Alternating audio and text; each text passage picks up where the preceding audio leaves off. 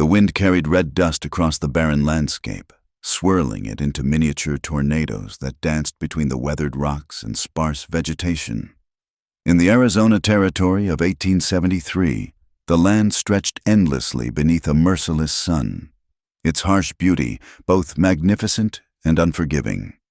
The mountains stood like ancient sentinels against the horizon, their jagged peaks cutting into the cloudless sky. This was a land that demanded respect, a land that could break the weak and humble the proud. In the distance, barely visible through the shimmering heat waves, smoke rose from Apache campfires hidden in the canyons. The rhythmic beating of drums echoed through the valleys at night, carried on the desert wind like whispers from another world. The Apache people had lived here for generations, their lives intertwined with the rhythms of the earth, their ceremonies marking the passages of seasons and lives. They knew every waterhole, every game trail, every sacred place where their ancestors' spirits dwelled. Their rituals were ancient, passed down through countless generations. The drum spoke of birth and death, of war and peace, of the sacred union between man and woman. In their world, love was not separate from the spiritual realm, but deeply connected to it. The ceremonies that blessed unions were as old as the mountains themselves, invoking the power of the earth and sky to bind two souls together. 20 miles east, the settlement of Willow Creek stood as a testament to the determination of the white settlers who had carved out their existence from this unforgiving land. The town consisted of a main street lined with wooden buildings, a general store, a church with a modest steeple, a schoolhouse that doubled as a meeting hall, and a scattering of homes built from rough-hewn timber and hope. Among these settlers lived the Patterson family, respectable folks who had traveled from Ohio 5 years prior.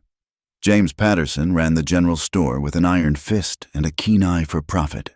His wife, Mary, kept their home with the same rigid discipline she had learned from her Puritan ancestors.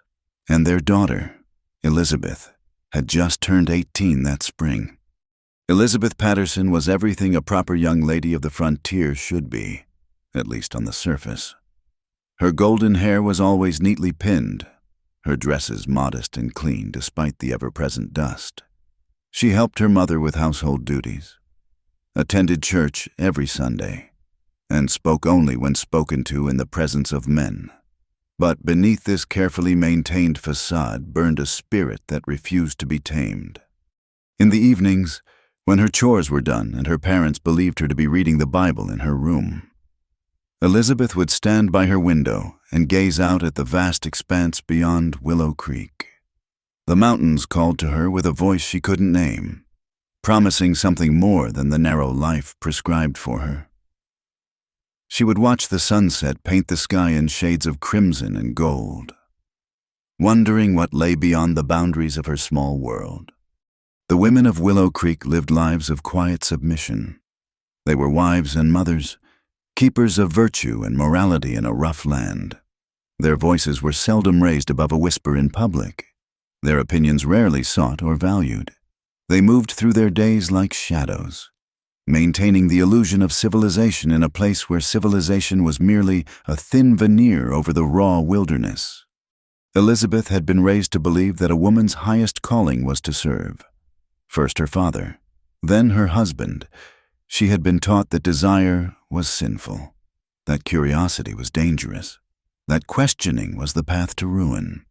Yet, with each passing day, these teachings felt more like chains than guidance. She performed her duties perfectly, but her heart rebelled in silence. It was during the harvest celebration that Elizabeth first heard whispers of something that would change her life forever. The women had gathered in the church to prepare food while the men conducted business outside. As Elizabeth arranged pies on the long table, she overheard Mrs. Weatherby speaking in hushed tones to Mrs. Morrison. "They say the Apache have rituals," Mrs. Weatherby said, her voice barely above a whisper. "Ungodly ceremonies that awaken things in young women, things that should remain dormant until blessed by Christian marriage." "Mrs." Morrison gasped, fanning herself despite the cool autumn air. "You don't mean—" "I do mean They call it a ritual of love, if you can imagine such blasphemy. They say it shakes a virgin to her very core and fills her with false hope, promises of freedom and passion. The last word was spoken so quietly, Elizabeth had to strain to hear it. "The Lord preserve us, Mrs." Morrison replied. "To think such wickedness exists so close to our homes. We must guard our daughters carefully." Elizabeth's hands trembled as she set down the plate she was holding. A ritual of love that shook a virgin and brought hope. The words echoed in her mind, forbidden and tantalizing. She had never heard anyone speak of love as something that could shake or transform. In her world, love was duty. Love was sacrifice. Love was silent endurance. That night, Elizabeth lay awake long after the house had fallen silent. The whispered conversation played over and over in her mind. What kind of ritual could have such power? What did it mean to be shaken? To be filled with hope? The very fact that the women had spoken of it with such fear and condemnation only made it more intriguing. As autumn gave way to winter, Elizabeth found herself consumed by curiosity about the Apache and their mysterious ceremonies. She began to pay closer attention when the men spoke of encounters with the natives, though such talk was usually conducted out of earshot of the women. She learned that the Apache were not the savage monsters of her childhood stories, but a people with their own laws, their own customs, their own understanding of the sacred. The more she learned, the more the narrow confines of her life seemed to close in around her. She watched her mother move through each day with mechanical precision, never questioning, never dreaming. She saw the other young women of the settlement married off to men they barely knew, their spirits dimming with each passing year. Was this to be her fate as well? Elizabeth began to find excuses to venture farther from town. She would volunteer to gather herbs for healing, to search for wild berries, to deliver food to the outlying farms. Each journey took her a little closer to the mountains, a little closer to the source of those haunting drums that echoed through the night. She told herself she was merely satisfying her curiosity, that she would never actually seek out the Apache, but her heart knew better. The red dust of the desert began to feel less foreign on her skin. The vast sky no longer seemed empty but full of possibility. And always, always. The words echoed in her mind, a ritual of love that shook a virgin and brought hope. In a world where she had been taught to expect nothing, hope itself had become the most dangerous temptation of all. The winter months passed slowly in Willow Creek. But for Elizabeth, each day brought new discoveries. On clear nights, when the desert air turned crisp and cold, she would wrap herself in a thick shawl and stand at her window. Listening, the Apache drums seemed closer now, their rhythm no longer foreign but strangely familiar, as if they spoke to something deep within her soul that had always been waiting to answer. One evening in early spring, as she helped her mother prepare supper, the drumming began earlier than usual. The sound drifted through the open kitchen window, causing Mary Patterson to quickly shut it with a disapproving frown. "Heathens," her mother muttered. "The cavalry should drive them further west, where God-fearing people don't have to hear their devil worship." Elizabeth kept her eyes on the potatoes she was peeling, but her heart raced. Perhaps they're just celebrating the change of seasons. Mother, even they must feel joy at winter's end. Mary's hand stopped mid-stir. "Elizabeth Ann Patterson, I'll not have you speaking sympathetically of those savages. What's gotten into you lately?" "Nothing, Mother. I merely meant—" "You meant to be contrary, as you've been these past months. Your father and I have noticed your restlessness. It's unbecoming." Mary's voice softened slightly. "You're of age now. Elizabeth, it's time you focused on attracting a suitable husband instead of filling your head with foolish notions." That night, sleep eluded Elizabeth entirely. She lay in her narrow bed, listening to the distant drums, and thought about the Apache women. Did they, too, lie awake at night wondering what their futures held? Or did they dance freely under the stars, unbound by corsets and conventions? The next morning brought an unexpected opportunity. doctor, Morrison needed someone to help gather medicinal plants. As his wife had taken ill, Elizabeth volunteered immediately, ignoring her mother's suspicious glance. "Stay close to the usual paths," her father warned as she prepared to leave. "And be back before the noon sun. Those Apache have been more active lately." Elizabeth nodded obediently, but her heart sang with anticipation. As soon as she was out of sight of the settlement, she turned toward the foothills. She had never ventured so far alone, but something pulled her forward with irresistible force. The landscape changed as she climbed higher. The sparse desert vegetation gave way to juniper and piñon pines. The air smelled of sage and something else, smoke from fires that burned with unfamiliar herbs. Elizabeth found herself following a narrow deer trail that wound between the rocks, her basket of medicinal plants forgotten at her side. It was then she saw them, 3 Apache women gathering roots near a small spring. They wore deerskin dresses decorated with intricate beadwork, their long black hair flowing freely in the wind. They moved with a grace and confidence that made Elizabeth acutely aware of her own restrictive clothing and careful movements. The women noticed her at the same moment she saw them. For a heartbeat, no one moved.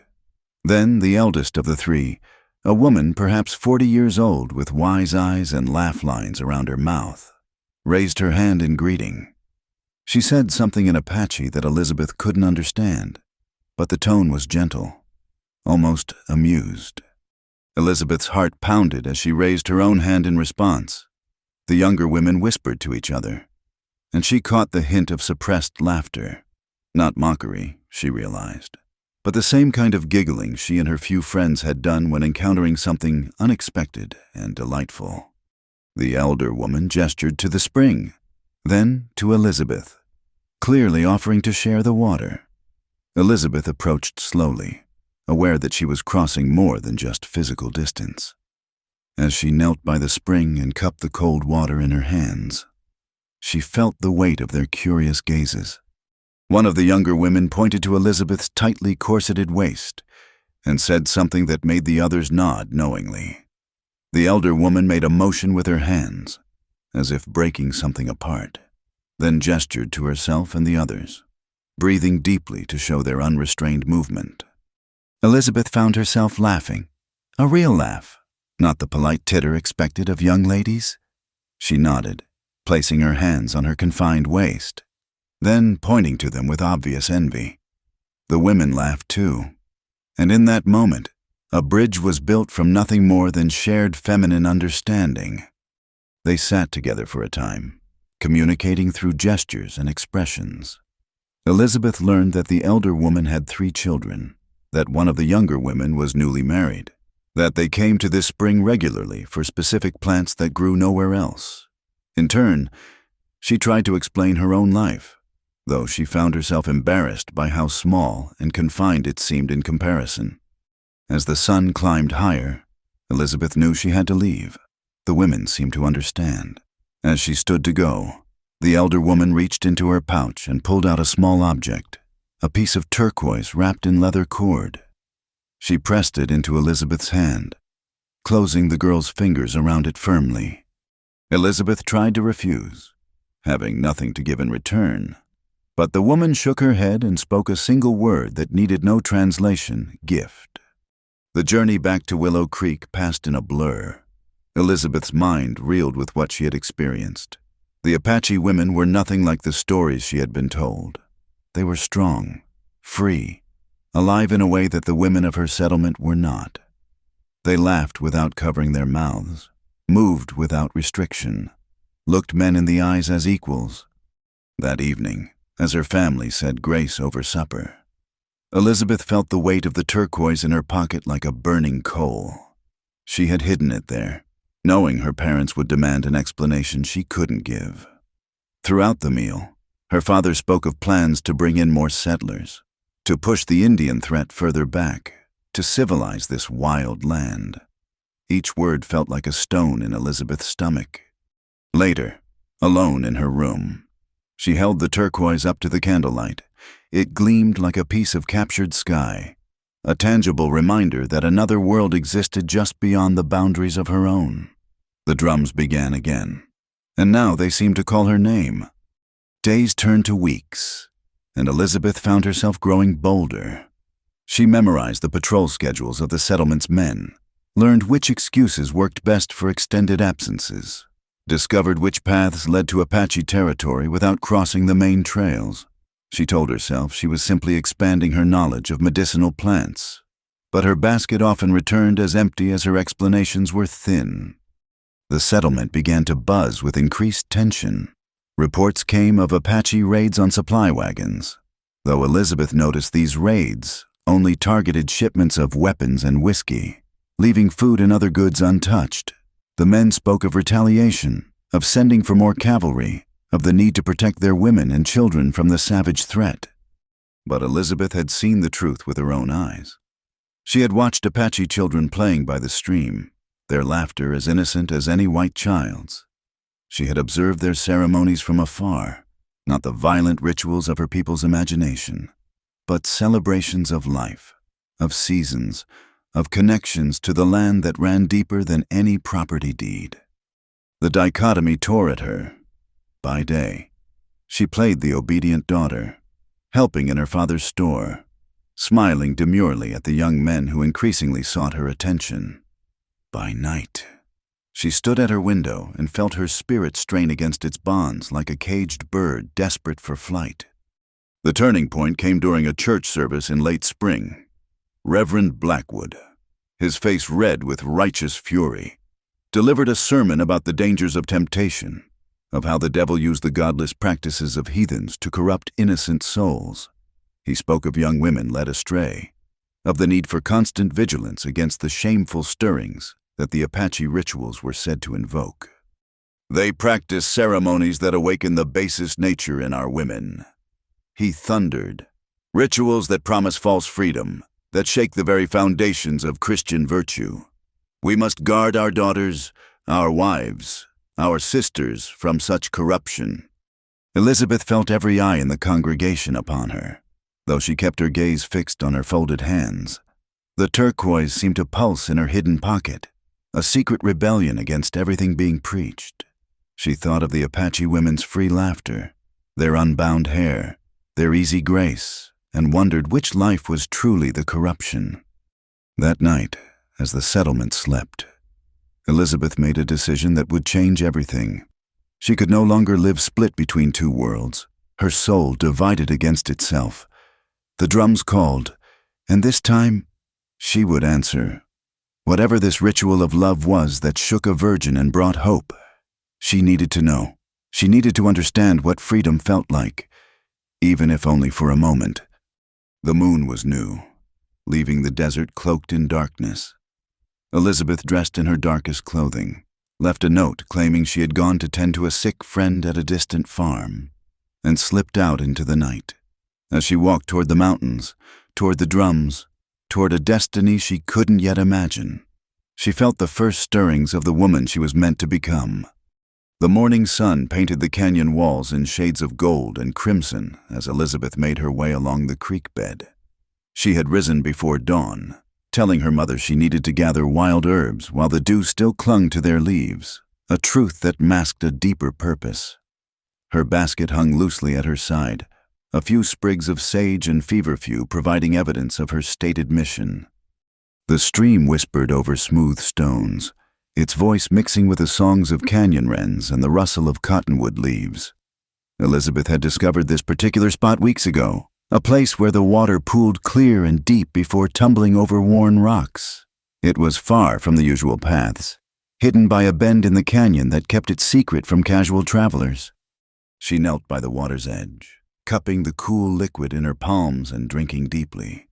The morning air carried the scent of mesquite and something else, the faint smell of smoke from a distant fire. As she raised her head, movement across the pool caught her eye. A man stood on the opposite bank, so still he might have been carved from the red rock itself. He was tall, with broad shoulders that spoke of strength without bulk. His skin was burnished copper in the morning light, his black hair falling past his shoulders. held back by a leather band adorned with eagle feathers. He wore deerskin leggings and a simple shirt, a knife at his belt the only weapon visible. Elizabeth's breath caught in her throat. Every story she had been told, every warning, every sermon about the savage nature of Apache warriors should have sent her running.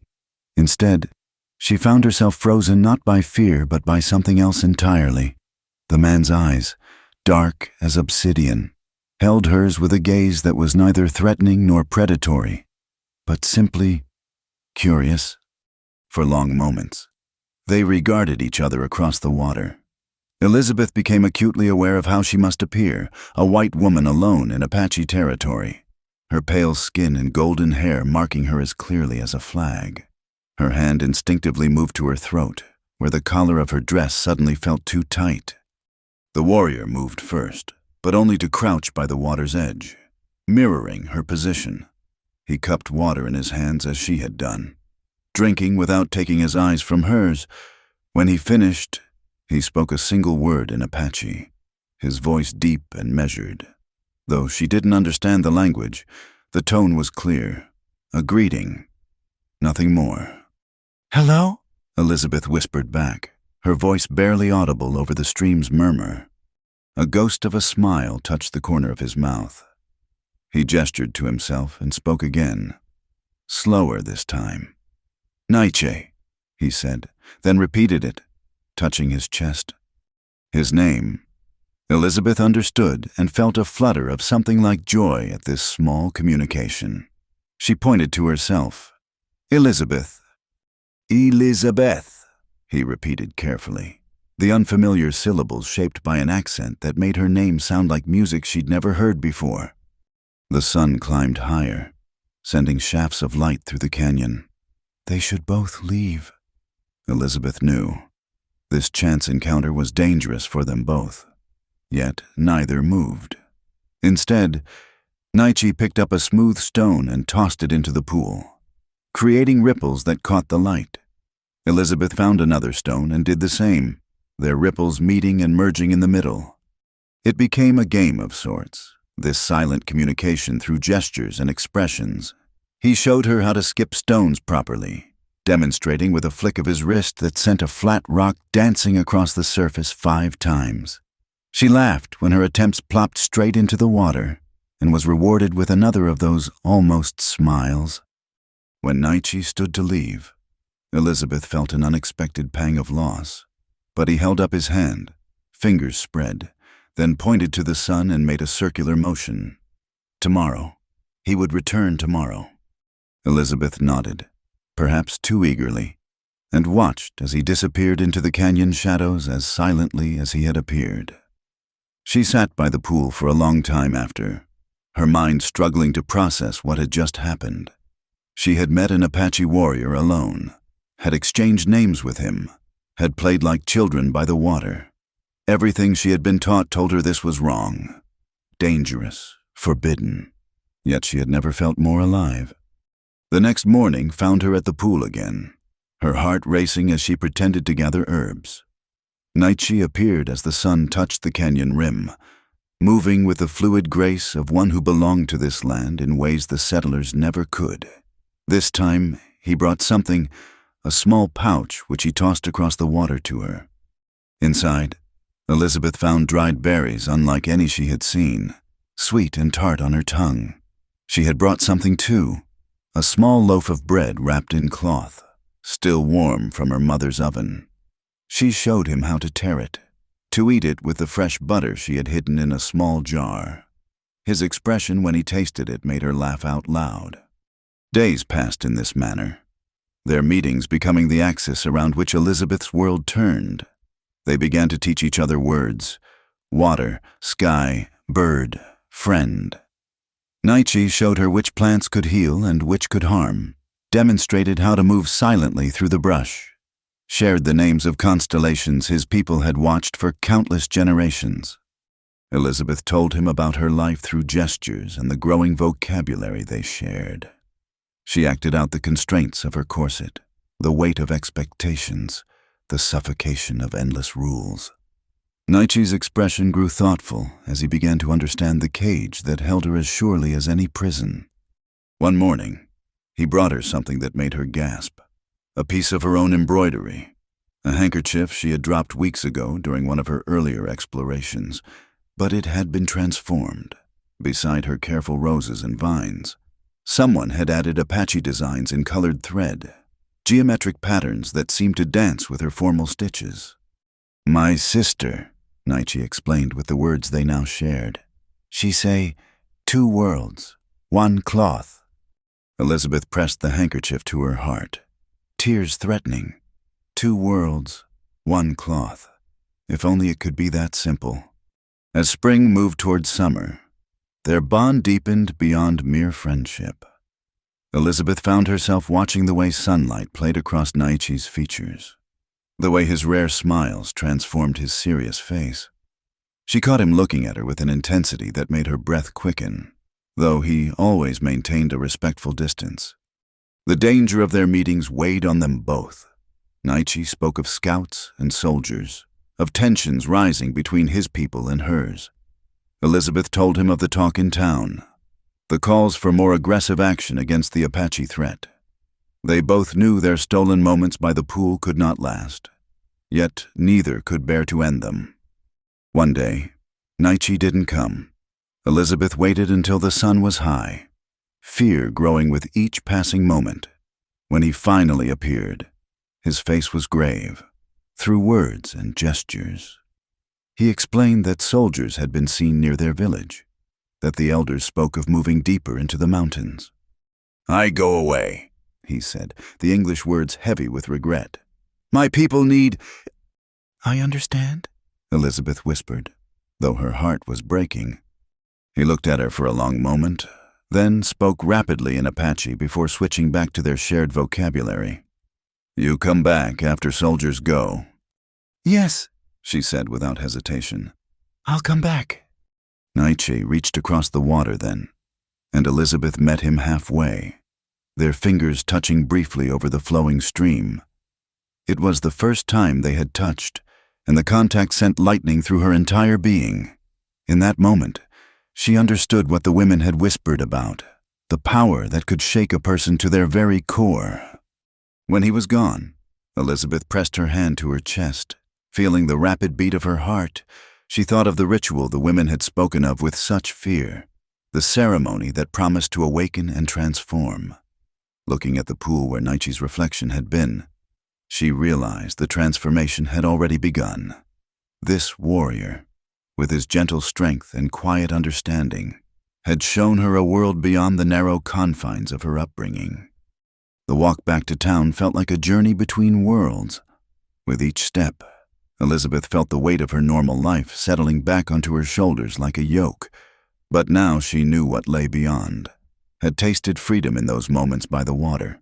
The knowledge was both a blessing and a curse, for how could she return to her cage now that she had glimpsed the sky? That night, as she helped her mother with the evening meal, Elizabeth's mind was far away. She thought of Nietzsche somewhere in the mountains, perhaps looking up at the same stars she would see from her window. She thought of the handkerchief hidden in her drawer, 2 worlds woven together in silk thread. Most of all, she thought of that brief touch across the water and knew with certainty that her life had been irrevocably changed. The seed had been planted. Now she could only wait to see what would grow. The days following Nietzsche's departure passed with agonizing slowness. Elizabeth moved through her routines mechanically, helping in her father's store, attending church services, preparing meals with her mother. But her spirit wandered far from Willow Creek. She found herself staring at nothing, her hands idle over her embroidery, lost in memories of dark eyes and gentle hands teaching her the names of stars. "Elizabeth, you've been wool gathering again," her mother observed one afternoon, finding her daughter motionless at the kitchen window. "That's the 3rd time this week I've had to call you back to your senses." "I'm sorry, Mother. I suppose I'm tired." Mary Patterson's eyes narrowed with concern that bordered on suspicion. "You've been tired quite often lately, and distracted. Your father and I have been discussing your future." Elizabeth's stomach clenched. My future. You're 19 now, well past the age when most girls are married. Thomas Hartwell has expressed interest, and his prospects are excellent. He's taking over his father's ranch, and... Mother, please. Elizabeth couldn't keep the panic from her voice. I'm not ready for marriage. Ready? Mary's laugh was sharp. My dear girl, readiness has nothing to do with it. Marriage is duty, responsibility, love, if it comes at all, grows from respect and shared purpose. That evening, Elizabeth watched Thomas Hartwell throughout supper, trying to imagine a life bound to this solid, unimaginative man who spoke only of cattle prices and land acquisition.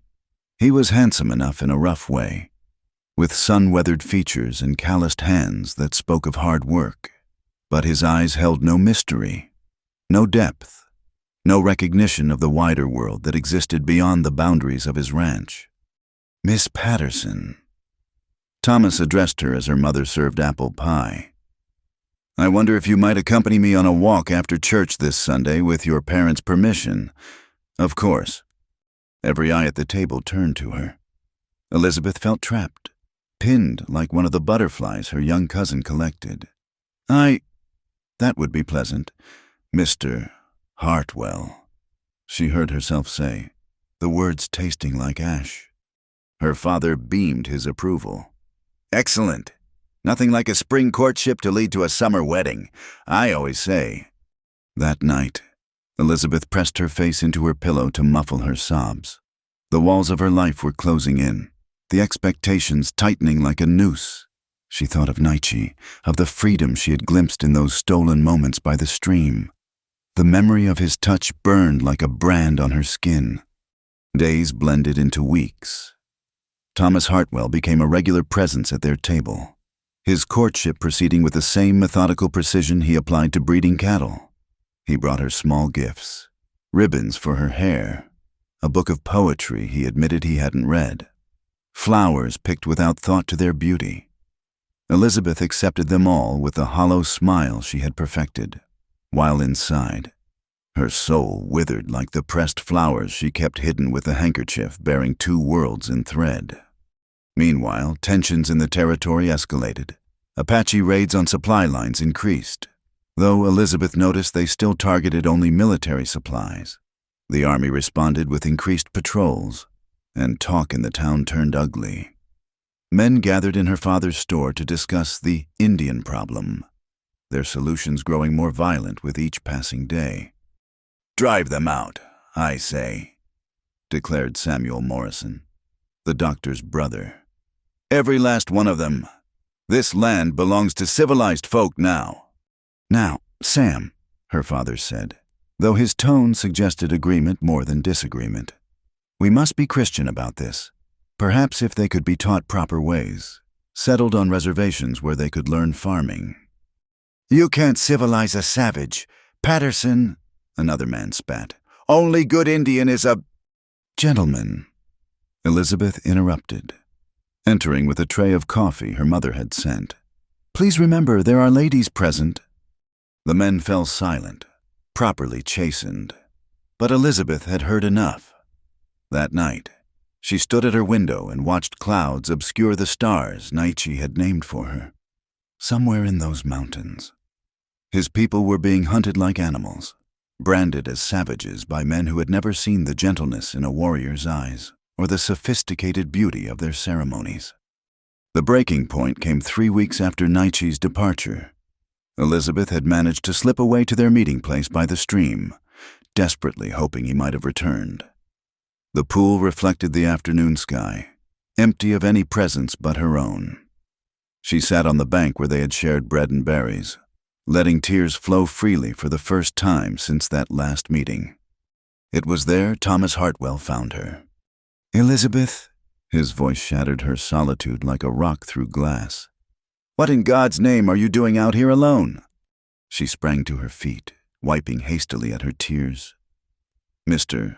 Hartwell, I was gathering herbs for my mother's remedies. His eyes swept the area, taking in her empty basket, her tear-stained face, the secluded location. This is Apache territory. You could have been killed, or worse." He stepped closer, his face reddening. "No decent woman wanders alone in such places. What were you really doing here?" "I told you, I was—" "Don't lie to me." He grabbed her arm, his grip painful. "I've been watching you, Elizabeth. The way you stare off at nothing, the way you pull away when I try to court you properly. There's someone else, isn't there?" "Let go of me." Elizabeth tried to wrench free, but his grip tightened. "Is it one of them?" His voice dropped to a dangerous whisper. "Have you been meeting with those savages? Is that why you defend them when decent folk speak of driving them out?" The accusation, so close to the truth, sent ice through Elizabeth's veins. "You're being ridiculous. Release me at once." Thomas studied her face, then slowly let go. "You'll marry me by summer's end, Elizabeth Patterson. Your father has all but promised it, and once you're my wife, I'll make sure you never wander off again. A firm hand is what you need." He escorted her back to town in stony silence, delivering her to her parents with a tale of finding her dangerously close to Apache territory. The resulting confrontation was explosive. Her father's face turned purple with rage, while her mother wept and quoted scripture about the sins of wayward daughters. "You'll not leave this house unaccompanied again," her father declared, "and you'll marry Thomas Hartwell as soon as arrangements can be made. I'll not have a daughter of mine become the subject of scandal." Confined to her room, Elizabeth felt the last of her hope slipping away. She pressed her face to the window, searching the distant mountains for any sign of smoke from Apache fires. The moon rose full and bright, and with it came the faint sound of drums carried on the night wind. In the Apache camp hidden deep in the mountains, Naichi stood before the council of elders. His face was painted for ceremony, his body adorned with the symbols of a warrior who had proven himself in battle. But his heart was heavy with a conflict no amount of honor could resolve. "You have been distracted, nephew." His uncle, Chief Kohana, observed, "Your body rides with our warriors, but your spirit wanders far." Naichi remained silent. How could he explain the white woman with golden hair who had captured his thoughts? How could he speak of the way she had looked at him without fear, had laughed at his attempts to skip stones, had shared her food with trust that transcended the hatred between their peoples? "There are whispers," another elder said, "that you have been seen near the white settlement, that you have walked paths meant for scouting with purposes of your own." "I have harmed none of their people," Naichi said quietly. "I have taken nothing that was not freely given." "The heart is not free to give when our peoples are at war," Kohana replied. "You know this. Whatever draws you to their world must be forgotten. You are needed here, with your people." Naichi bowed his head in acceptance, but that night he climbed to the highest peak near their camp. The stars Elizabeth had asked him to name sparkled overhead, each one now carrying the memory of her voice trying to wrap itself around Apache words. He thought of her tears the last time they met, of the prison she lived in that had no bars but held her just as surely. Among his people, women were honored, their voices heard in council, their choices respected. The ritual of love that bound couples together was a celebration of equality, of two spirits choosing to walk the same path. He had seen how Elizabeth's people trapped their women in cages of cloth and convention, how they silenced their voices and dimmed their spirits. The thought of her bound to a man she did not choose, living a life that would slowly extinguish her fire, filled him with a rage that had no outlet. Both Naichi and Elizabeth stared at the same moon that night, separated by miles and mountains, but connected by a bond that neither fully understood. They had been raised to be enemies, taught that their worlds could never meet except in violence. Yet, by a stream in a hidden canyon, they had found something that transcended those teachings. The drums continued their ancient rhythm, and Elizabeth pressed her hand to the window as if she could touch the sound. Tomorrow, Thomas Hartwell would come to formalize their engagement. Tomorrow, the cage door would close forever. But tonight, She allowed herself to remember gentle hands teaching her to read the stars, dark eyes that saw her truly, and the brief electric touch of fingers across water that had awakened something in her that would not be silenced. In the mountains, Naichi made a decision that would defy the council of elders and challenge generations of wisdom. Some chains were meant to be broken, some boundaries meant to be crossed. The ritual his people spoke of, the ceremony that could awaken a heart to its true purpose. Perhaps it was meant for more than just binding Apache to Apache. Perhaps love itself was the bridge between worlds that seemed destined to remain forever apart. The moon continued its journey across the sky, indifferent to the human drama below. But for two souls caught between worlds, it marked the turning point between what was expected and what the heart demanded. The moon hung low and full over the desert, casting silver light across the ancient stones of the sacred ground. Elizabeth's heart pounded as she followed Naichi through the narrow canyon, her feet finding purchase on paths worn smooth by countless generations. She had escaped through her bedroom window, leaving behind a note that would damn her forever in her family's eyes. But freedom sang in her veins louder than fear. Naichi moved ahead of her with the fluid grace of one born to these mountains, occasionally turning back to ensure she followed safely. He had come for her as promised, appearing at the edge of town like a shadow given form, speaking her name in a whisper that carried across the desert wind. No words were needed. She had been waiting, dressed in the darkest clothing she owned, her few treasures bundled in a shawl. They climbed higher, leaving the familiar world behind with each step. The sound of drums grew stronger, their rhythm matching Elizabeth's quickening pulse. The air itself seemed alive with ancient power, heavy with the scent of sage and pine smoke. Finally, they emerged onto a plateau where massive stones stood in a rough circle, their surfaces carved with symbols that seemed to dance in the moonlight. A fire burned at the center, its flames reaching toward the stars. Elizabeth gasped at the sight, not from fear, but from recognition. This was a place where the veil between earth and sky grew thin, where the sacred touched the mortal world. Naichi took her hand, his touch gentle but firm. "You certain?" he asked in their shared language. "This change everything." Elizabeth looked into his eyes and saw her own mixture of fear and determination reflected there. "I'm certain," she whispered. "I cannot live half alive anymore." He led her to the edge of the circle, where he stopped and began to speak in Apache.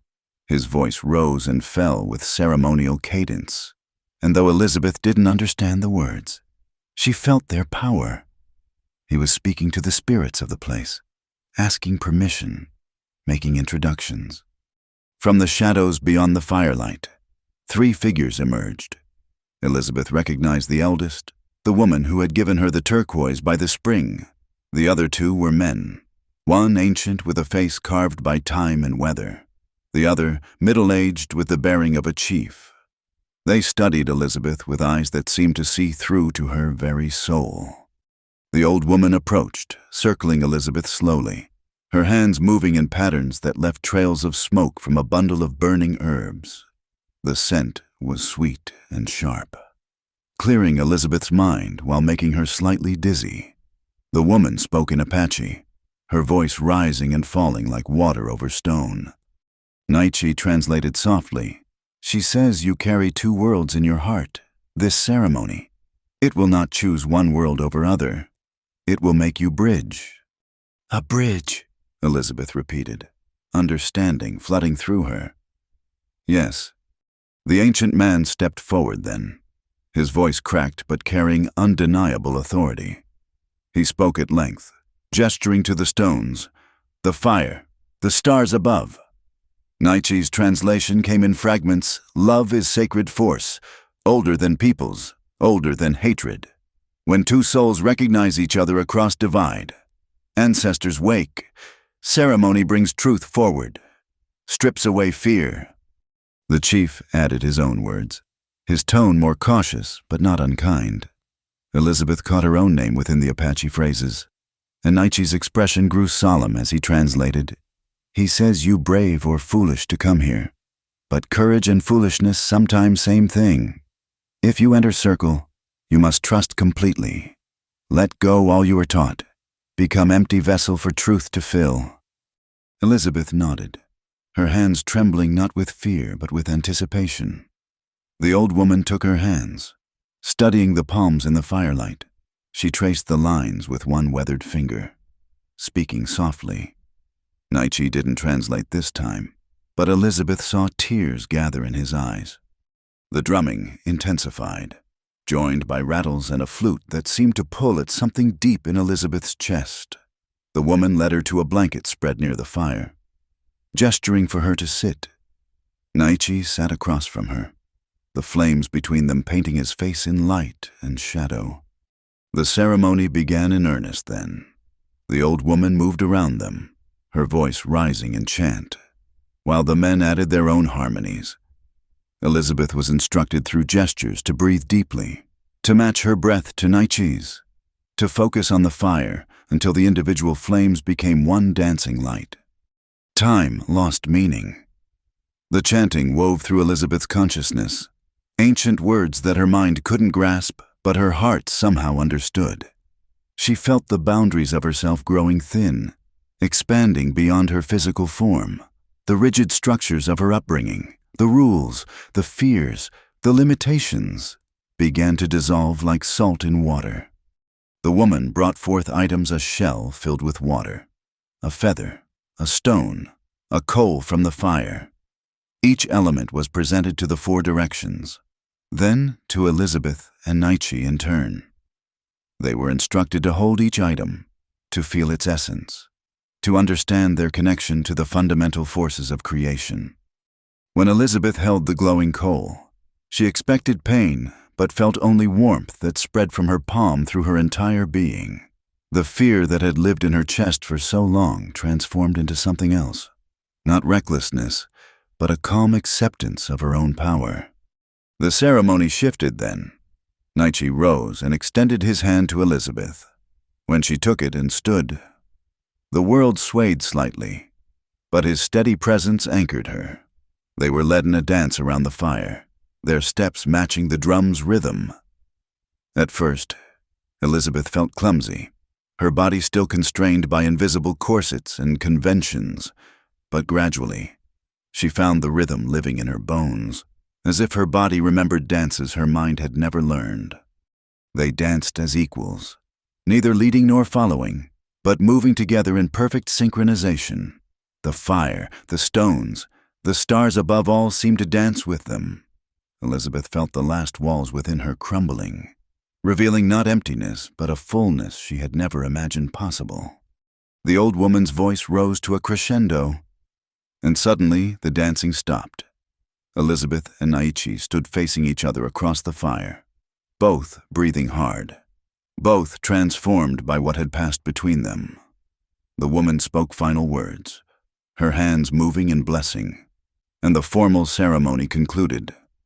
But the night was not over. As the witnesses withdrew respectfully, leaving Elizabeth and Nietzsche alone by the fire, she understood that the ritual had been not an ending, but a beginning. They sat together on the blanket, no longer stranger and foreign woman, but two souls who had found recognition across an impossible divide. "What happens now?" Elizabeth asked softly, her voice hoarse from the smoke and emotion. Nietzsche took her hand, his thumb tracing patterns that seemed to echo the ceremony's movements. "Now you are awakened. You see with clear eyes, feel with open heart, the fear your people put in you. It has no power now." Elizabeth looked at their joined hands, his dark, hers pale, but fitting together perfectly. "I feel different, like I've been sleeping my whole life and just now woken up." "This is gift of ceremony," Nietzsche said, "not to make you Apache, not to take you from your people, but to show you that you are already whole. The cage you lived in, it was never locked. You just couldn't see door until now." Tears flowed down Elizabeth's cheeks, but they were tears of release, not sorrow. Everything she had been taught to fear, her own desires, her own power, Her own ability to choose had been revealed as shadows. The woman she truly was had always existed beneath the constraints.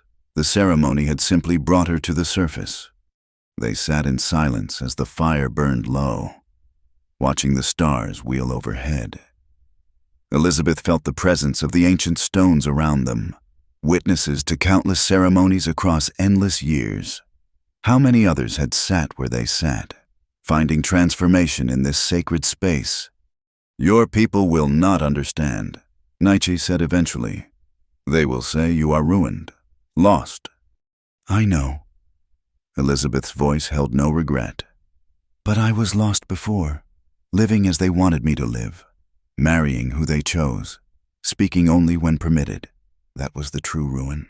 This—" She gestured to the circle, to him, to herself. "This is finding myself." As dawn approached, painting the eastern sky in pastels, they prepared to leave the sacred ground, but Elizabeth knew she would carry its power with her always. The ceremony had not made her something she wasn't. It had revealed who she had always been. The virgin who had been shaken was not destroyed, but reborn, and the hope that filled her was not false, but the truest thing she had ever felt. Walking back through the canyon as the first birds began to sing, Elizabeth understood that the hardest part lay ahead. She could not return to her old life, but neither could she simply disappear into Nietzsche's world. She was indeed a bridge now, belonging fully to neither world but connecting both. The turquoise at her throat caught the first ray of sunlight, seeming to pulse with its own life. She touched it gently, remembering the woman who had given it to her by the spring. That gift had been a recognition, a seeing of who Elizabeth could become, now, transformed by ancient ritual and newfound love. She was ready to fulfill that promise. Whatever came next, rejection, persecution, the need to forge an entirely new path, Elizabeth would meet it with eyes wide open and spirit unafraid. The ceremony had shaken her to her core, yes, but in doing so had revealed foundations stronger than she had ever imagined. And in Nietzsche's steady presence beside her, she found not just love, but an equal partner for whatever journey lay ahead. The ritual of love had done its work, bringing hope where there had been only resignation, strength where there had been only submission, and truth where there had been only pretense. The sun rose over Willow Creek as Elizabeth walked back into town, her head held high despite the disheveled appearance that spoke of a night spent away from home. The transformation within her was invisible to the eye, but fundamental to her being. Each step felt different, no longer the careful, mincing gait of a proper lady, but the confident stride of a woman who knew her own worth. The first person she encountered was Mrs. Weatherby, sweeping her front porch in the early morning light. The older woman's eyes widened, taking in Elizabeth's dusty clothes, her loose hair, the subtle but unmistakable change in her bearing.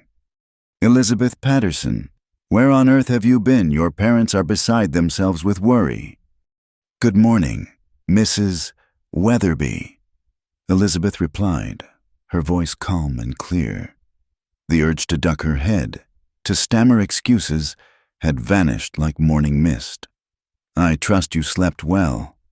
The woman's mouth opened and closed like a landed fish, shocked by the serene confidence in Elizabeth's tone. Before she could form a response, Elizabeth had moved on, walking down Main Street as the town began to wake. By the time she reached her parents' house, a small crowd had gathered. News traveled fast in Willow Creek, and Elizabeth's nighttime absence had not gone unnoticed. She paused at the gate, observing the scene with new eyes. Her father paced the front porch, his face purple with rage. Her mother sat in the porch swing, a handkerchief pressed to her eyes. Thomas Hartwell stood with several other men, their expressions dark with suspicion and condemnation. "There she is!" someone shouted, and all heads turned toward her. Elizabeth pushed open the gate and walked up the path, meeting their stares without flinching. The crowd parted before her, perhaps sensing the change that the ceremony had wrought, though they couldn't name it. Elizabeth Ann Patterson, Her father's voice shook with fury. "Where have you been? What have you done?" She climbed the porch steps slowly, aware of every eye upon her. "I've been finding myself, Father, something I should have done long ago." Thomas Hartwell stepped forward, his face contorted with anger and something else, wounded pride. "You were with them. Weren't you the savages?" "I knew it. I told everyone. But they wouldn't believe." "With whom I spend my time is no longer your concern. Mr. Hartwell," Elizabeth interrupted, her voice cutting clean as a blade. "I will not be marrying you. Not now. Not ever." The collective gasp from the crowd might have been comical if the situation weren't so serious. Her mother rose from the swing, swaying slightly. "Elizabeth, you don't know what you're saying. You're overwrought. Come inside and—" "I know exactly what I'm saying. Mother, for the first time in my life, I speak with perfect clarity." Elizabeth turned to address the gathered townspeople. "I have done nothing of which I am ashamed. I have harmed no one, broken no laws save those that would keep a woman imprisoned in a life not of her choosing." "You've destroyed yourself," her father roared. "No decent man will have you now. You've thrown away everything we've worked for, everything we've taught you." "I've thrown away chains," Elizabeth replied. "If that destroys me in your eyes, then perhaps I needed to be destroyed to become who I truly am." The crowd murmured, a mix of shock, condemnation, and from a few of the younger women something that might have been admiration. Elizabeth saw Sarah Morrison, the doctor's daughter, watching with wide eyes that held more envy than censure. "You're no daughter of mine," her father said, his voice cold now, controlled. "You've chosen to align yourself with heathens and savages. You've spit on everything decent and godly. Get out and never darken our door again." Elizabeth had expected this, had prepared for it during the long walk home. Still, the finality of it struck deep. She looked at her mother, hoping for some sign of maternal love that might transcend social expectations. But Mary Patterson had turned away, her shoulders shaking with sobs or rage, perhaps both. "I'll gather my things," Elizabeth said quietly. "You'll take nothing," her father declared. "Everything in that house was provided by decent, God-fearing people for a decent, God-fearing daughter. You are neither—" Elizabeth nodded slowly. "Very well. I need nothing from this life except what I carry within me." She turned to go, but Thomas Hartwell grabbed her arm. "You think those savages will want you? You think you can live among them? You're nothing to them but a curiosity, a white woman to be used and discarded." Elizabeth looked down at his hand on her arm, then up at his face. Something in her expression made him release her immediately and step back. "You understand nothing of love, Mr. Hartwell, nothing of respect or honor or the sacred bond between equals. I pity the woman who eventually accepts your proposal." As she walked away, leaving behind everything she had ever known, Elizabeth heard the crowd's voices rise behind her. Some called her terrible names, others whispered prayers for her soul. But underneath it all, she heard something else, the quickened breathing of those who wondered, who questioned, who saw in her transformation a possibility they had never dared imagine. Miles away, in the Apache camp, Nietzsche faced his own reckoning. He stood before Chief Kohana and the Council of Elders, the morning sun casting long shadows across the gathering. "You performed the ritual of joining with an outsider," Kohana stated, his voice heavy with disappointment. "The sacred ceremony of our people used to bind yourself to a white woman." "The ceremony recognizes no color," Nietzsche replied steadily. "It recognizes only the truth between two spirits." "You speak of truth while our people are hunted, while their soldiers multiply like locusts," another elder. Tarek rose to his feet. "This woman's people would see us all dead or penned like cattle on reservations. And you bring her to our sacred ground." "She is not her people, just as I am not only Apache. We are also ourselves, two souls who found each other across the divide. Naichi met each elder's gaze in turn. The ceremony was not corrupted. The spirits accepted her, welcomed her. You saw this yourselves. The old woman who had performed the ceremony spoke then, her voice carrying the weight of spiritual authority. The signs were clear. The fire burned true. The elements responded to her touch. Whatever else may come, the joining was legitimate in the eyes of the ancestors. Murmurs rippled through the gathered council. Some nodded thoughtfully.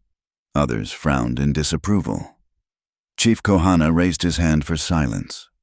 Legitimate or not, your actions have consequences. The white soldiers already seek excuses to attack us. When they learn one of their women has been taken by an Apache warrior. She was not taken, Naichi interrupted, breach of protocol that earned sharp looks. She came willingly, performed the ceremony with full knowledge and consent. This is not capture, but alliance. An alliance that endangers us all. Tarek argued. What happens when she tires of playing at being Apache when she returns to her people with knowledge of our sacred places, our ceremonies? She won't, Naichi said with absolute certainty. She has already paid the price for her choice. Her own people have cast her out. This news caused another stir. The implications were significant. A white woman choosing Apache ways over her own, accepting exile from her people rather than deny the bond she had formed. It challenged assumptions on both sides. An elder woman named Aiyana spoke up. Perhaps the spirits work in ways we do not understand. These are changing times. The old ways of war bring only death. Maybe this joining points to a different path. A path of submission, of mixing our blood with theirs until we disappear entirely. Tarek's voice rose with anger. A path of survival, Aiyana countered. Of building bridges where now there are only walls. This woman showed courage coming to us. Should we show less by turning away from what the ceremony has blessed? The debate continued as the sun climbed higher. Naichi stood silent now.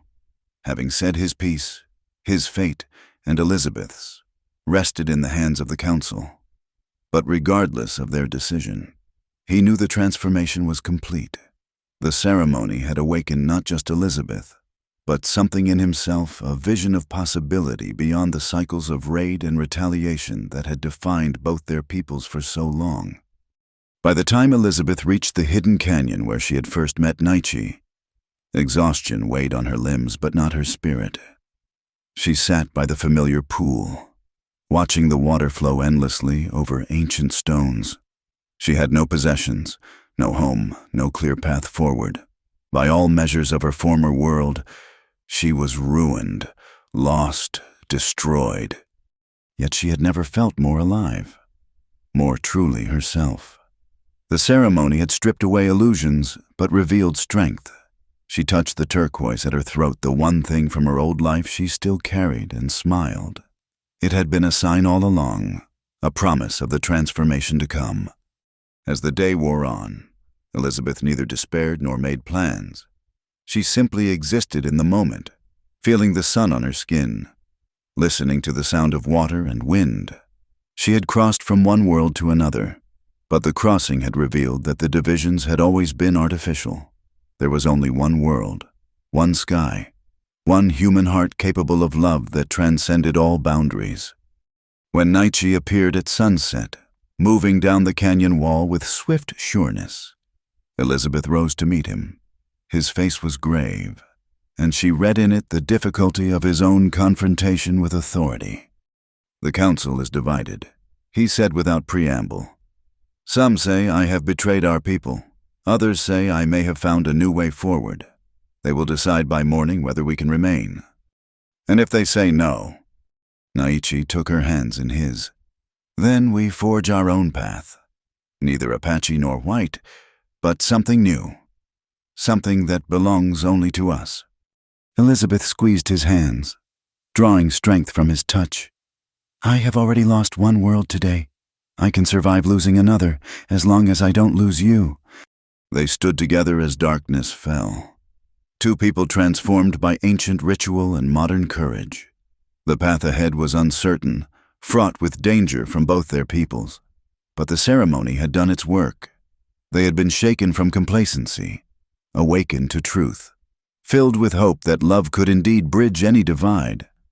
Tomorrow would bring new challenges, new choices, new transformations. But tonight, they had each other and the stars above and the eternal flow of water over stone constants in a world of change. Anchors in a sea of uncertainty. The ritual of love had brought them to this moment. Now they must write the rest of their story themselves. The weeks following Elizabeth's exile from Willow Creek were among the hardest she had ever endured. The Apache Council had reached a compromise. She and Naichi would not be banished, but neither would they be fully embraced. They were given a dwelling on the edge of the camp, close enough for protection but far enough to mark their difference. It was a harsh lesson in the price of crossing boundaries. Elizabeth woke each morning in the simple wickiup, the curved walls of bent saplings and grass so different from the rigid angles of her former home.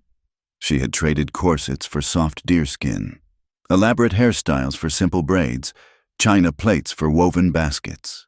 But the greatest change was internal, the constant vigilance required to navigate her new existence. The Apache women watched her with expressions ranging from curiosity to open hostility. When she walked through camp, conversations ceased. When she attempted to help with daily tasks, her efforts were often rebuffed with cold silence.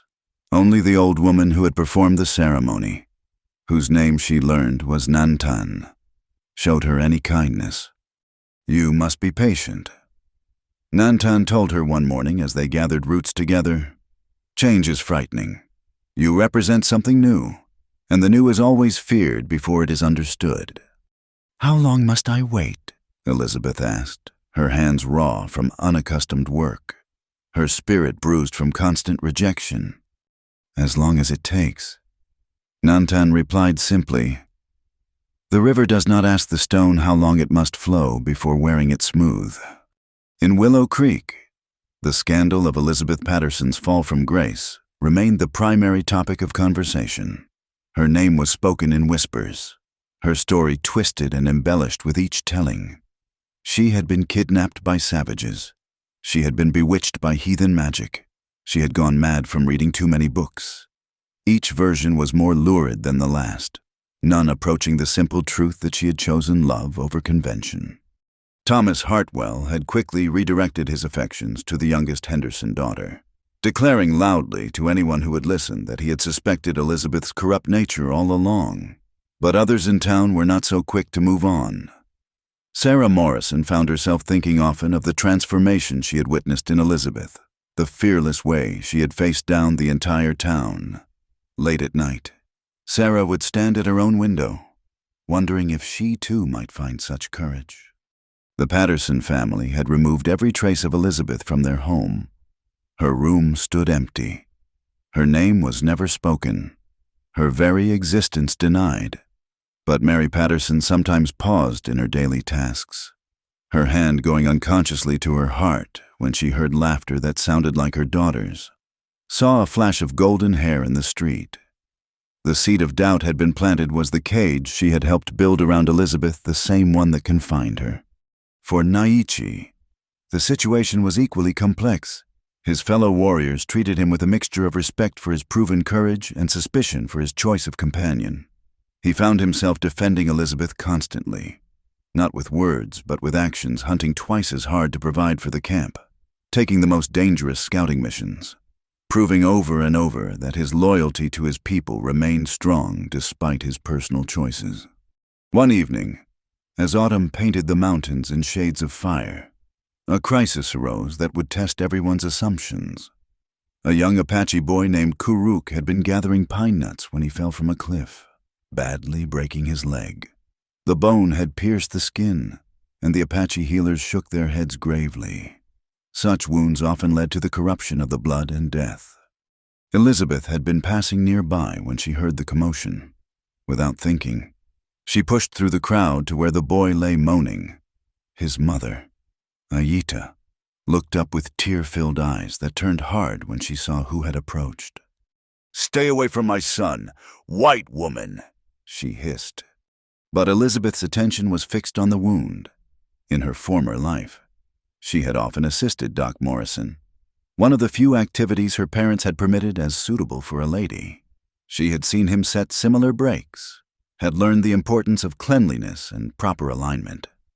"I can help him," she said firmly, meeting Aita's hostile gaze. "I have knowledge of healing from my people that could save his leg, possibly his life." "Your people's medicine," Tarak, ever the voice of opposition, had appeared. "You mean the same wisdom that brings smallpox and measles to destroy our children?" "Not all knowledge from my world brings death," Elizabeth replied, "just as not all Apache ways are foreign to me now. Please, let me try." "What harm can it do if your healers have already given up hope?" A heated debate erupted. Some argued that allowing white medicine would be a betrayal of Apache ways. Others pointed out that their own healers had admitted defeat. Naichi stood silently beside Elizabeth, his presence a wordless support that she drew strength from.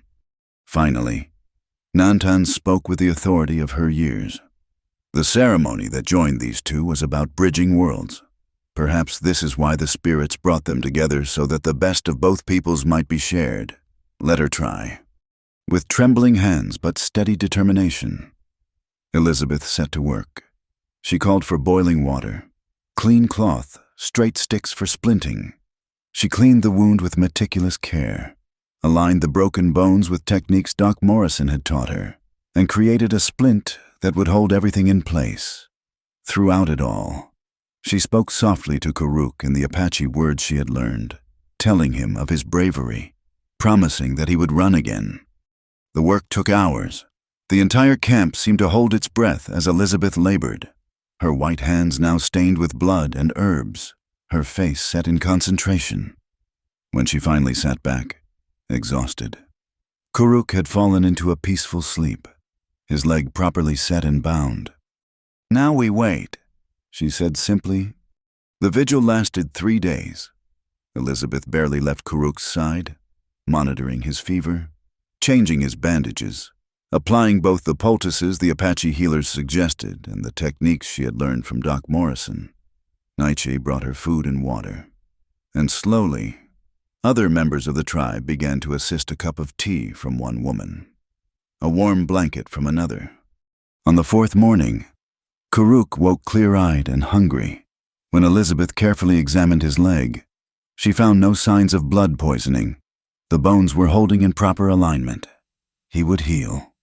Aida fell to her knees beside Elizabeth, tears streaming down her face. "Forgive me," she whispered. "I judged you by your skin, not by your heart. You saved my son." "We saved him," Elizabeth corrected gently. "Your healer's herbs reduced his pain and prevented fever. My technique set the bones. Neither alone would have been enough. Together, they brought healing." The story spread quickly through the camp and beyond. The white woman who had chosen Apache ways had used her people's medicine to save an Apache child. It was a living example of what Nantan had suggested, that the joining of worlds could bring benefit, not just conflict. In Willow Creek, a different kind of drama was unfolding.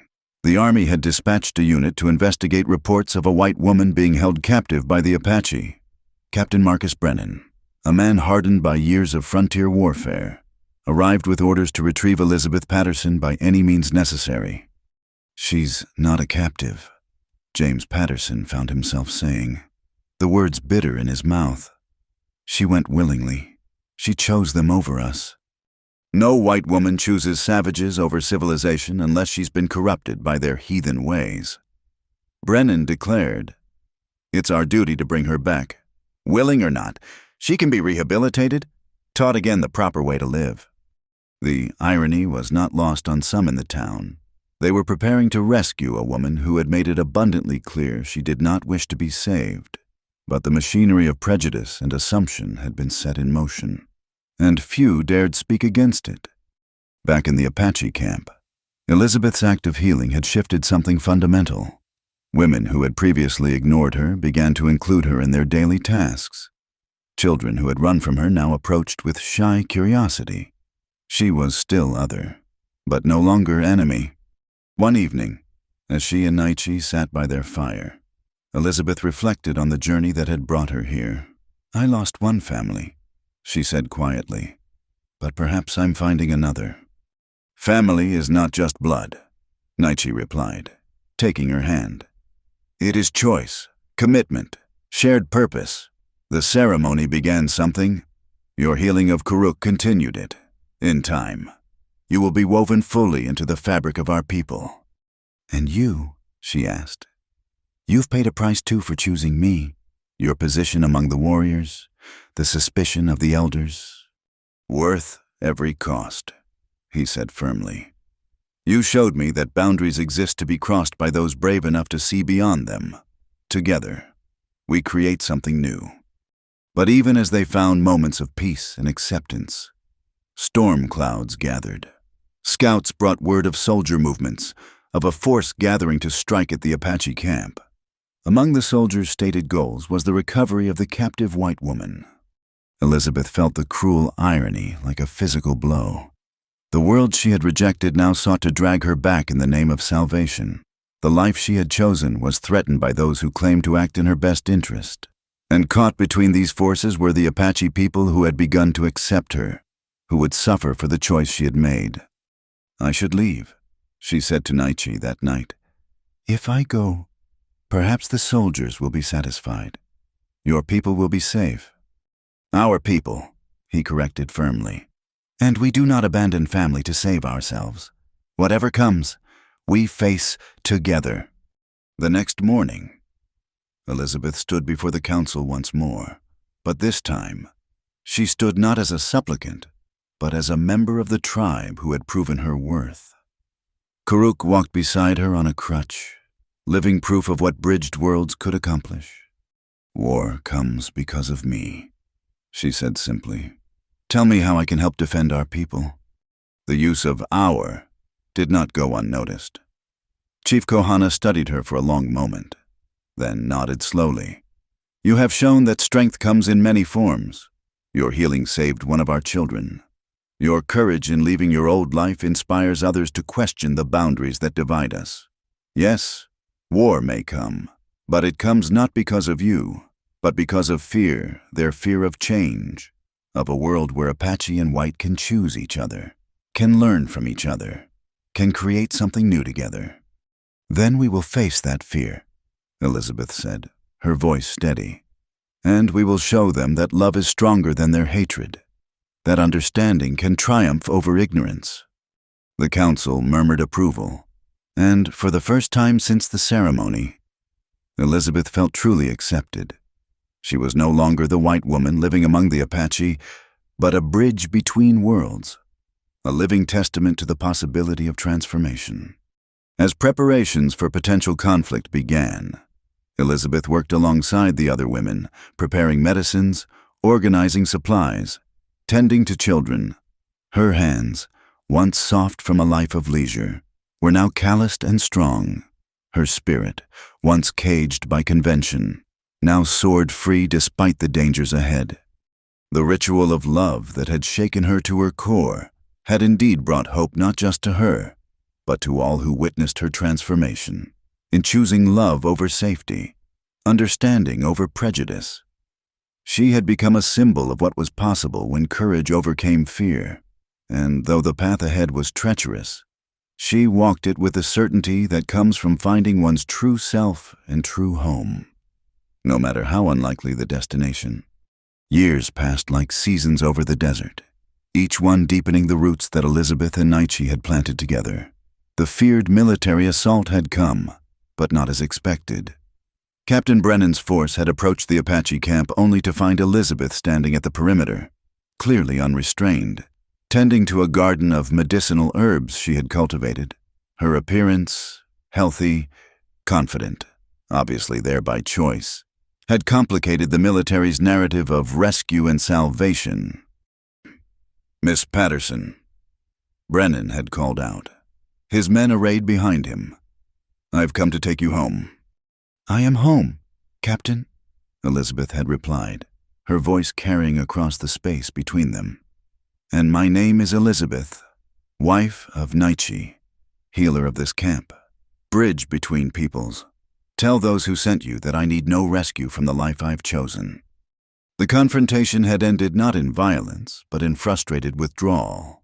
The soldiers could not rescue a woman who refused to be saved, and even Brennan's hardened prejudices had wavered when he saw Apache children running to Elizabeth for comfort, women working beside her as equals, and Nietzsche standing with her as a true partner, not captor. Word of this encounter spread through both communities like wildfire. In Willow Creek, it forced uncomfortable reckonings.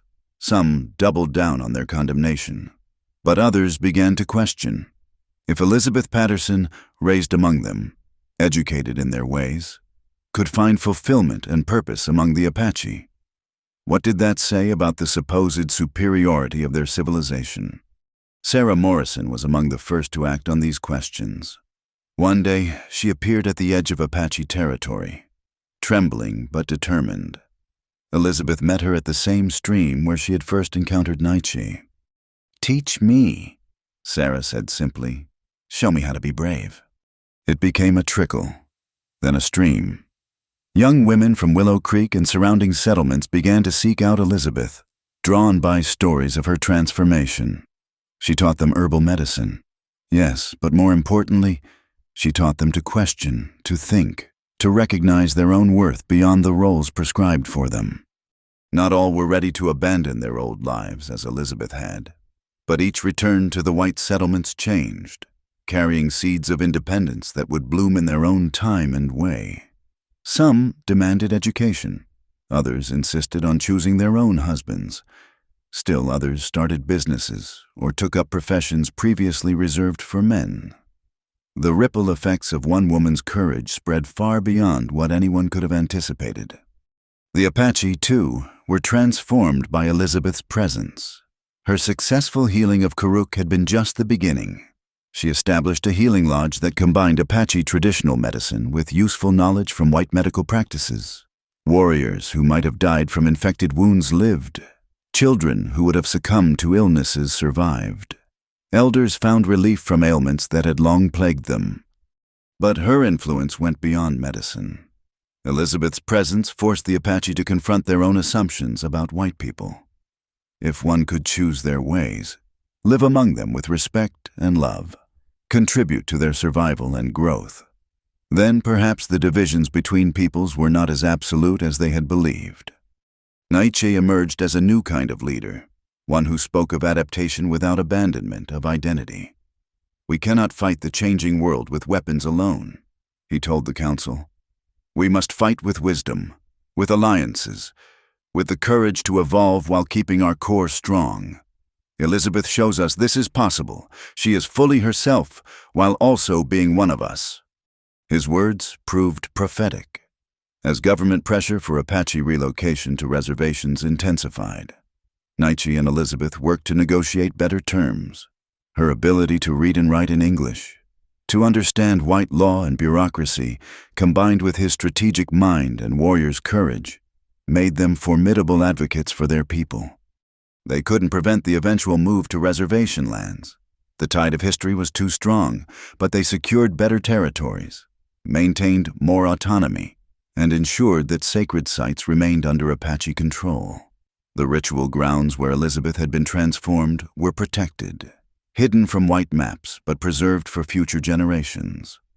Through it all, their love deepened and matured. They had 3 children, 2 daughters and a son who grew up truly between worlds. These children spoke both languages fluently, learned both traditions, and moved with confidence in both communities. They were living proof that the future need not be about choosing sides, but about creating new possibilities. Elizabeth's parents never fully reconciled with her choice, but age and grandchildren softened their stance. Mary Patterson began to visit secretly, then openly, drawn by the chance to know her grandchildren. She was stunned to find her daughter not degraded or enslaved, but radiant with purpose, respected as a leader and healer. "I don't understand your choice," Mary said during one visit, watching Elizabeth teach a group of young Apache women about childbirth techniques that combined the best of both traditions. "But I cannot deny what I see. You are more yourself than you ever were in Willow Creek. The ritual didn't change me, Mother, Elizabeth replied gently. It revealed me, all those years. I was a river forced into too small a channel. Here, I flow as I was meant to. The transformation was not without ongoing challenges. There were those in both communities who remained hostile to what Elizabeth and Naichi represented. Death threats came from white supremacists who saw their union as an abomination. Some traditional Apache elders worried about the dilution of their culture. But for every voice of hatred, there were more of hope. Mixed couples began to emerge, inspired by their example. Trading posts became meeting grounds not just for commerce, but for cultural exchange. Children played together across racial lines, their parents watching with wary hope. Elizabeth established a school that taught both Apache and white children together. It was a radical experiment that drew criticism from all sides. But the children thrived. They learned mathematics and traditional stories, English and Apache, science and spiritual wisdom. These students would grow up to be interpreters, negotiators, bridges in their own right. As Elizabeth entered her 40th year, she stood once again at the sacred grounds where the ritual had transformed her. This time, she was there to witness another ceremony, her eldest daughter's coming-of-age ritual. The girl moved with the same confidence Elizabeth had learned, comfortable in her mixed heritage, proud of both traditions that flowed in her veins. Nantan, now ancient but still sharp-eyed, presided over the ceremony. She caught Elizabeth's eye and nodded, a recognition of how far they had all come. The frightened white woman who had stumbled into their world seeking freedom had become a pillar of strength, a teacher, a bridge that had allowed passage in both directions. You asked me once how long you must wait to be accepted, Nantan reminded her afterward. Do you have your answer? Elizabeth smiled, watching her daughter dance with the other young women, Apache and mixed heritage alike. I learned the question was wrong. It was never about waiting to be accepted. It was about accepting myself, fully and completely. Once I did that, everything else followed. Naichi joined them, his hair now touched with silver, but his spirit as strong as ever. He had become a chief, not through traditional warfare, but through his vision of a future where Apache strength lay in adaptation, education, and strategic alliances. Elizabeth's influence was clear in his leadership, just as his courage had enabled her transformation. The ritual that shook a virgin, Naichi said quietly, using the phrase that had once been whispered in scandal. They spoke more truth than they knew. You were shaken from one world into a larger one, and the hope you brought was not just for yourself, but for all of us. As the sun set over the sacred grounds, painting the sky in the eternal colors of the desert, Elizabeth reflected on the journey. She had lost a family only to gain a larger one. She had abandoned a narrow life to discover infinite possibilities. She had been shaken to her core, yes, but in that shaking had found unshakable strength. The drumbeats that had once called to her across forbidden distances now beat in rhythm with her heart. The two worlds that had seemed hopelessly divided had proven capable of connection through the simple, revolutionary act of choosing love over fear. And though challenges remained, would always remain, the path forward was illuminated by the countless small bridges built by those brave enough to cross. In Willow Creek, a new generation of women wore their hair a little looser, spoke their minds a little more freely, chose their paths with a little more agency. In the Apache camps and on the reservations, children grew up knowing that strength could take many forms, that wisdom could come from unexpected sources, that survival sometimes meant embracing change while holding tight to core values. Elizabeth had become a legend in both communities, reviled by some, revered by others, but impossible to ignore. The virgin who had been shaken by an ancient ritual had become a woman who shook two worlds into recognizing their shared humanity. And the hope she brought, once considered false and dangerous, had proven to be the truest thing of all. The hope that love could transcend any boundary. That understanding could bridge any divide. That two peoples seemingly destined for eternal conflict could find another way. Under the vast sky of the Arizona Territory, now transitioning into statehood, the drumbeats continued. They spoke not of war, but of celebration, not of division, but of connection. And in their rhythm lived the promise that the ritual of love would continue to transform hearts, shake souls, and bring hope to all brave enough to listen.